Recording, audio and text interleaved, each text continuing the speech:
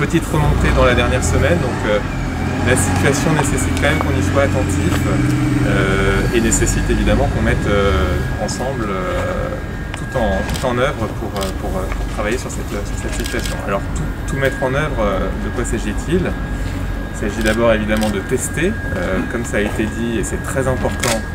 Il faut que les cas urgents, prioritaires, puissent être testés avec un objectif de 24 heures pour le résultat. On a parlé de 24 à 48 heures, mais vraiment l'objectif, c'est que le résultat soit donné en 24 heures pour les cas urgents. C'est très important pour maîtriser la propagation de l'épidémie. Et pour réussir ça, il faut bien sûr qu'on ait des laboratoires publics et privés qui soient en ordre de marche pour y arriver, mais il faut aussi qu'on puisse apporter une réponse à tous les cas non urgents. La réponse, ça ne doit pas être « ne vous faites pas tester ».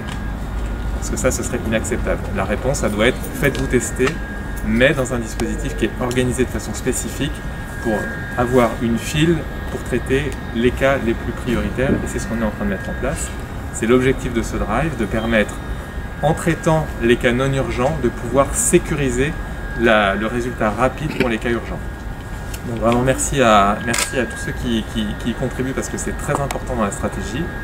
Il faut bien sûr qu'on puisse continuer à avoir un bon niveau de test parce que quand on teste de façon large et avec des résultats rapides, c'est ce qui permet de limiter la propagation de l'épidémie, donc c'est vraiment très important. C'est le premier point de la stratégie, enfin plus exactement c'est le deuxième avec le tracing, mais ça, des mesures ont été mises en œuvre dans le département, elles seront sans doute renforcées puisque le Premier ministre a rappelé que c'était un point très important avec des moyens supplémentaires pour assurer le fait que les cas contacts puissent être tracés dans de bonnes conditions, et ça on y sera vigilant également.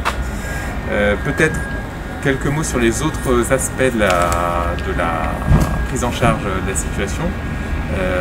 Vous dire deux mots sur les cas identifiés, parce que dans cette situation générale plutôt modérée, bien sûr, on a quand même des cas qui sont apparus dans le département. Donc à ce stade, les directeurs pourront nous le confirmer, sur le plan des capacités hospitalières, on a une situation qui est globalement maîtrisée. On a, je crois, au dernier point, 8 cas en hospitalisation, mais 0 cas en réanimation. On est toujours à ce point-là. Voilà, donc c'est quand même une situation qui, sur le plan des capacités hospitalières, à ce stade, n'appelle pas d'inquiétude particulière. En revanche, on a des cas régulièrement qui sont détectés dans le département grâce à notre stratégie de test et qui sont gérés toujours en essayant à la fois de garder son calme, de les traiter dans la sérénité, mais de façon professionnelle et rigoureuse pour casser les chaînes de contamination, et c'est ce qu'on fait depuis maintenant quelques temps.